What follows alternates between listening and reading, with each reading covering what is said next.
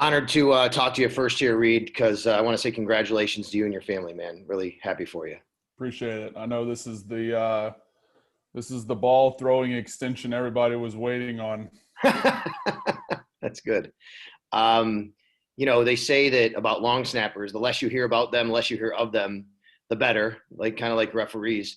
But you're very well known to Bills fans. They love you, both as a player because you're good at your job, but also off the field. I mean, you have your own beer for crying out loud in Buffalo, right? I mean, just on that aspect of it, immersing yourself into the fabric of Buffalo, the culture of Bills Mafia, if you will, and how important that's been to you in your journey here. Sure. Yeah, I think going back to what you kind of let off with, that's kind of the mantra for snappers. I think as they start their career, going through middle school, high school, and college, you don't, like you said, you don't know the snapper until they mess up. But I think just taking that a step further, as I just signed this extension, but in being here for the past 5 years, as I've tried to set my roots here a little bit, I want to, it's great to not be known on the field if I'm not screwing up, but I think to be known off the field for good things kind of is where I'd like to kind of take that mantra a step further. So yeah, I mean, it's great. The people here in Buffalo are great. The food's great. Teammates are great. The organization is phenomenal, and they've treated me very well. So I've appreciated them, and excited to continue being here for a few more years. And I know you're a huge Yankees fan, so I got to ask, did you get tickets for when they come to Buffalo? I did. I'm in for Wednesday, hopefully Thursday. I'm trying to catch a Cole start if I can time it up. There you go. I'll be there Thursday, buddy. All right. Thanks. Hey, Reid. Congratulations, man. It's great that you're going to stick around here. Sticking around here, I mean, you and Jerry are the longest tenured ones. Do you ever reflect and think, as this team is vastly changed over your time, that you're one of the very few that's been here as long as you have? Absolutely, and thanks again for the congratulations. But yeah, it's a huge honor to be, like you said, one of the two guys that are still around from before McDermott and Beane got here. I think just for them to show their trust and belief in me to keep me around for a couple more years, that speaks volumes to me. And I told Coach and I told Beane yesterday how much I appreciated that out of them. But yeah, I mean, it's with as much roster turnover as we saw the first couple of years when they were in here, 17, 18, and someone 19. It feels good to be a part of it for this long, definitely. And you've seen things pre-McDermott and Beane. I mean, truly, from your perspective, how much has changed? Obviously, the win-loss record has, but truly, how much has changed from your perspective? Yeah, I think obviously the culture is, very different from what it was before. I'm extremely grateful to the coaches and the staff that were here in 16 and part of 17 that brought me in. I got cut in 16, but they brought me back, re-signed me after that 16 season, and super grateful for them. But I think, just from 17 onwards, you've kind of just seen McDermott and Beane build the culture that they want to see here in Buffalo. And it's pretty clear that they have brought in guys that very uniquely and specifically fit the kind of person that they want to have here in Buffalo and here playing for the Bills. So that's been kind of the coolest part for me is they're very peculiar about the guys that they bring in here. And I think that's pretty apparent given some of the success we've had recently. Thanks, and congrats again, man. Thank you. Hey, Reid, Dante Lasting, Bills.com. Congratulations on your contract extension. Thank you. Last year, what was it like having your brother in the league and playing against him twice a year?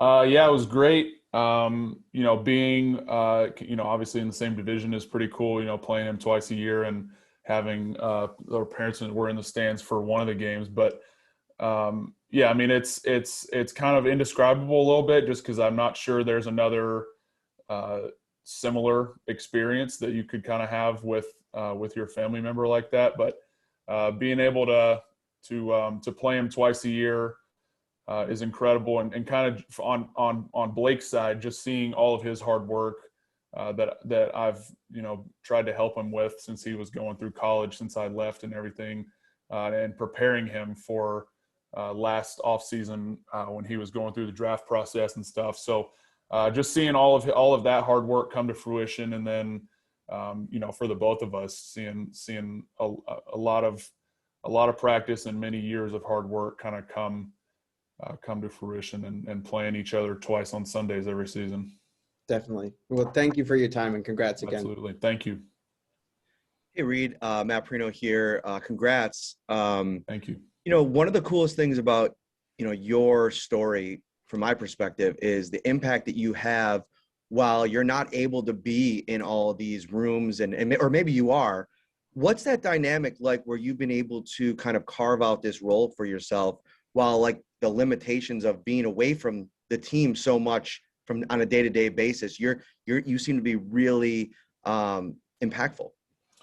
I appreciate it. I think, just from, I'm kind of thinking a little differently here, but, the offensive coaches deal pretty much with the offensive guys, right? Defensive coaches, likewise with the defense.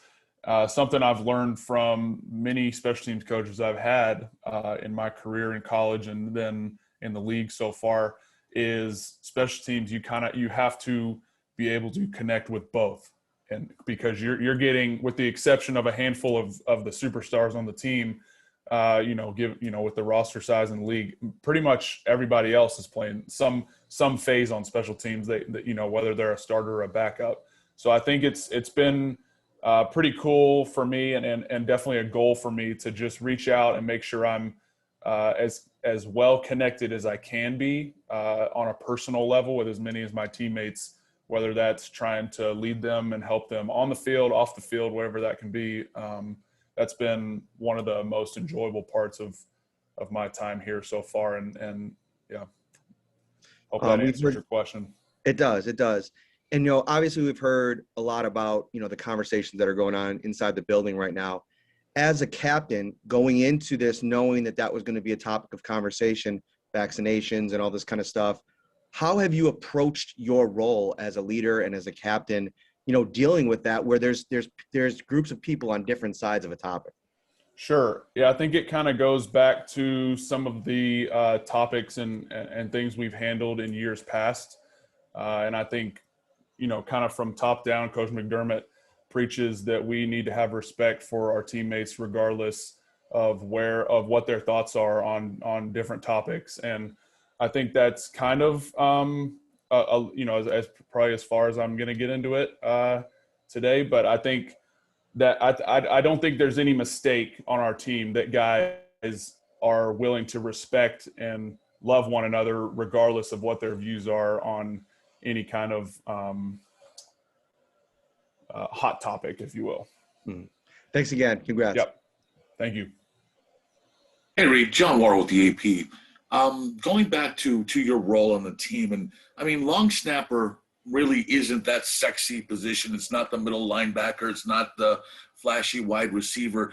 How does one, and you've been a long snapper for quite some time, I believe going back to high school. How does one establish that role and find that niche, when you aren't, and like that leadership role and that niche, when you aren't that, sexy position guy who everybody looks to? How do you go about doing that? I'm just curious.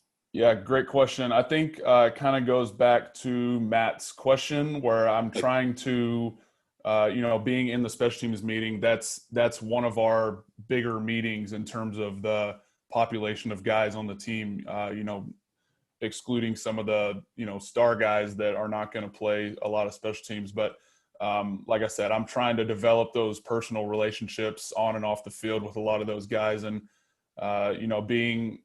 it's been me and Jerry here in Buffalo for, going on 6 years now. He's been here a couple years longer than I have. But I think being the second longest tenured guy on the team probably plays a little bit into it.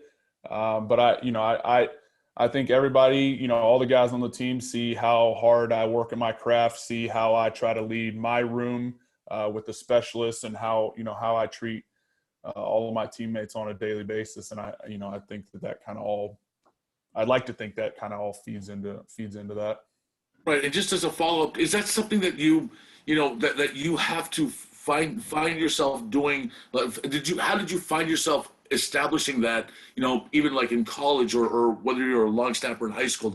How did you, work into that role and find that niche and learn where you fit on this, on a team? Sure. And a little bit of that, a little bit of my answer kind of goes back to like being a snapper. You're a lot of guys growing up and say in college, they're like, oh, well, the specialists, they're going to work out with the rest of the team. It's like, yeah, of course they are, like we're a part of the team. So it kind of goes back to, you have to earn your teammates' respect. Right. And you do that through hard work and kind of putting, earning your skins on the wall, if you will, by putting years in the book, and making plays when your number's called. So I think that kind of that feeds into a lot of it. And I try to just put my head down, work hard every day, and I think that my teammates see that. Good. No, thank you very much. That's insightful. Hey, Reid, Jay with the Buffalo News. Congratulations. Thank you. I think Sale tweeted the number earlier, something like 550 snaps in a row that have been on the money. Wow. I don't know. Do you have a count? Is that number accurate? I don't have a count. That's impressive. Yeah, that's impressive that he went back I didn't. I know my number through 4 years at LSU was high 400s, so it sounds like I've got that beat now. Okay. Yeah.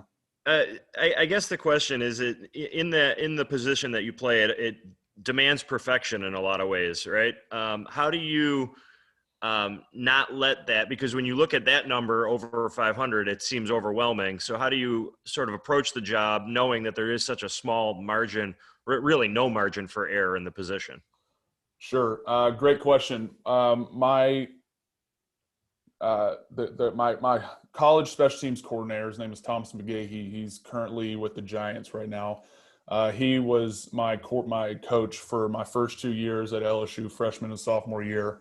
And one of the things that he told me, excuse me, very early on in my college career was that as a specialist and more specifically as a snapper, that every time I step out on the field, I need to bat 1,000, because you look at other positions, quarterbacks, running backs, receivers. They can drop a pass, they can throw a pick, and they'll just bounce back next series and throw a touchdown or catch a touchdown or run for a touchdown, whatever it may be, and it's kind of all good again. But when it comes down to it,